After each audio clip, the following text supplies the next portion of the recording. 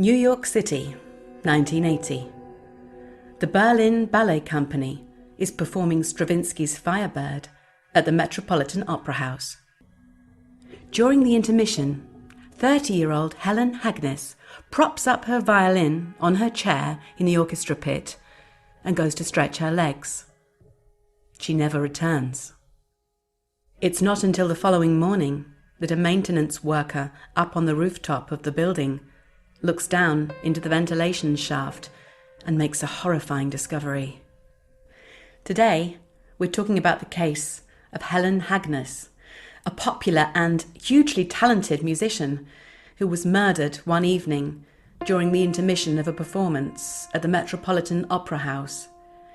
It's become known as the Phantom of the Opera case, or the murder at the Met. On the evening in question, July 23rd, 1980, the Berlin Ballet Company were performing at the Met. After finishing their performance of the Firebird, many of the orchestra players had a substantial break because they weren't required for the piece before the intermission. Helen Hagnes, a freelance violin player, was one such musician. One colleague, sitting directly behind her in the pit, was Thomas Suarez.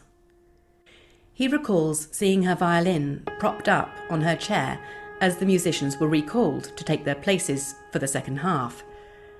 And when she failed to reappear after several minutes, he placed her violin back in its case to keep it safe. He says that he imagined perhaps that she'd been feeling unwell and was waiting backstage.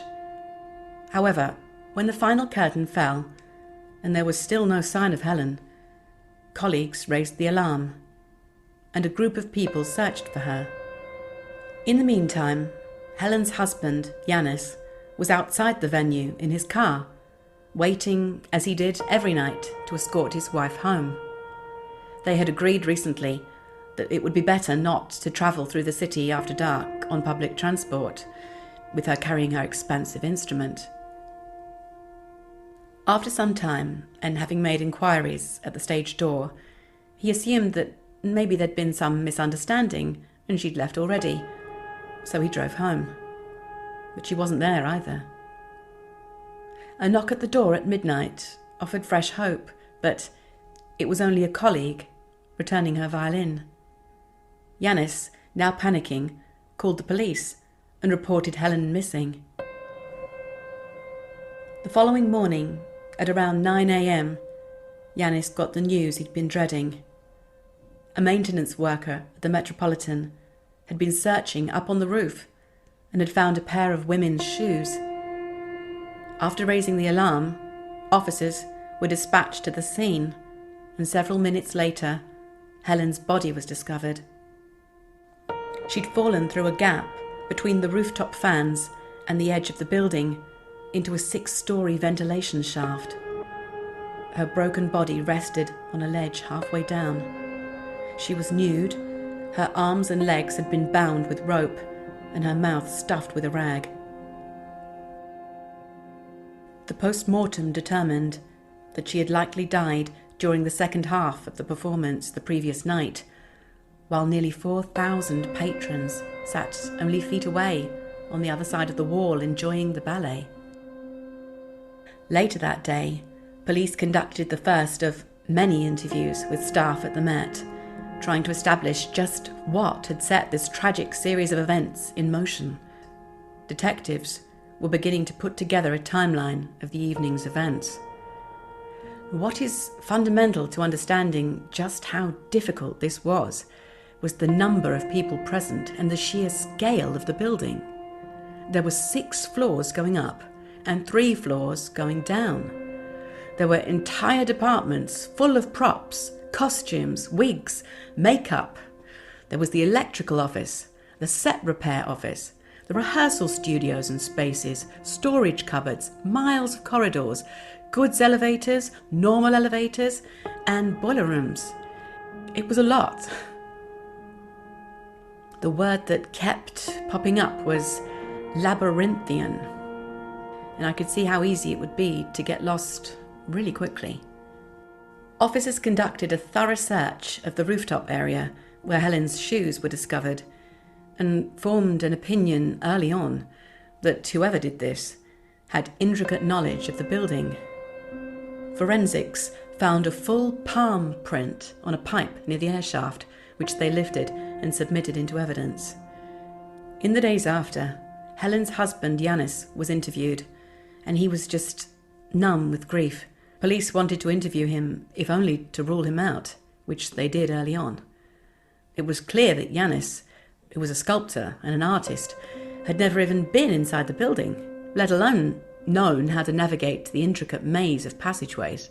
Since police believed this was an inside job, they set about getting the names of anyone who would have had access to the backstage area without being stopped by security.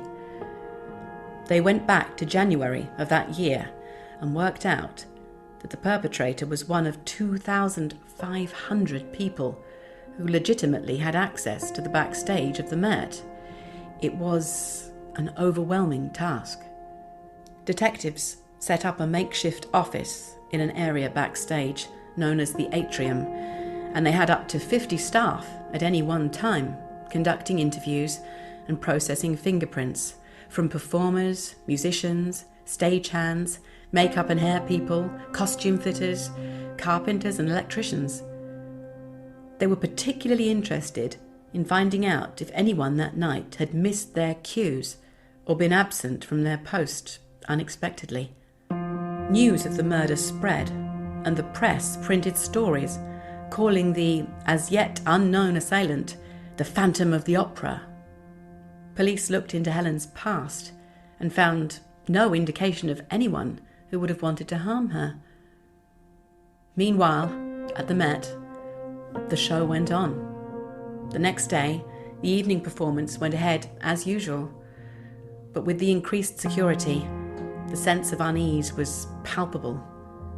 Staff were looking over their shoulders the whole time, wondering, speculating, whether the killer was still in their midst. A ballerina named Laura Cutler said that she saw Helen the night she disappeared at the end of the intermission in the stage-level elevator. The two were not acquainted, but spoke briefly. Laura confirmed that Helen was hoping to find Valery Panov because she wanted to speak with him about her husband Yanis being commissioned to make a sculpture. But it's what she says next that police find most interesting. When she and Helen stepped into the elevator, there was already a man inside it. As Helen wondered aloud which floor she would need to go to find Panov, the man interjected, "Oh, you need the third floor." Laura got off the elevator, leaving Helen and the man alone.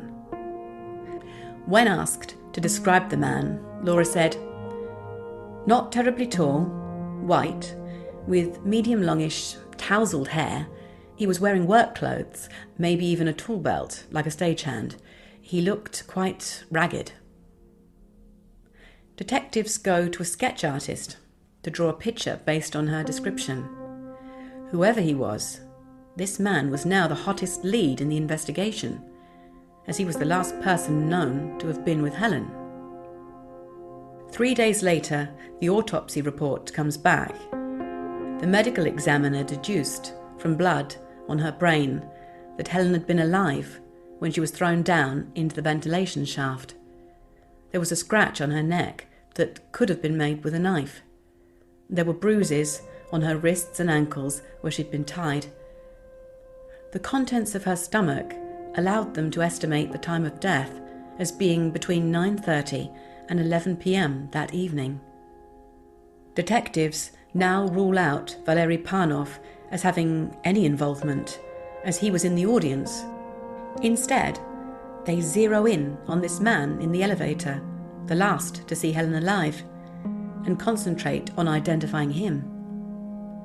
They came to focus on several of the stagehands, in particular 21-year-old Craig Crimmins. While being fingerprinted, Crimmins behaved in an extremely nervous manner, enough that the detectives' suspicions were immediately aroused, and they thought, something is up with this guy. But He maintained he was working backstage that night and didn't miss any cues. When the police investigated, they found out from several people that that simply wasn't true. Someone had to fill in for him on stage right, as he was missing for a considerable time when he ought to have been there. And then the results from forensics came back. The handprint on the pipe on the roof was a match for Craig Crimmins. When detectives told him, he said, "Okay, I was the guy in the elevator with the violinist." He added that he withheld that information originally because he thought it would tie him to the murder. When he was asked where he was at 9:30, he changed his story again, saying that he was asleep in the electrician's lounge at the time of the murder. When detectives cross-checked that information, they discovered it was yet another lie. A different stagehand confirmed that he was in the room alone during that time and never saw Crimmins. They have enough to take Crimmins to the station and interview him again, hoping that in a formal setting and presented with the evidence gathered so far, he might crack under pressure and confess. And this gamble paid off. Crimmins begins by saying that the stagehand crew had gone out drinking between the matinee and the evening performance that day, and that he'd come back somewhat worse for wear. In the intermission, he'd noticed Helen, a pretty blonde with a flower in her hair. He saw her get into the elevator, and he followed her.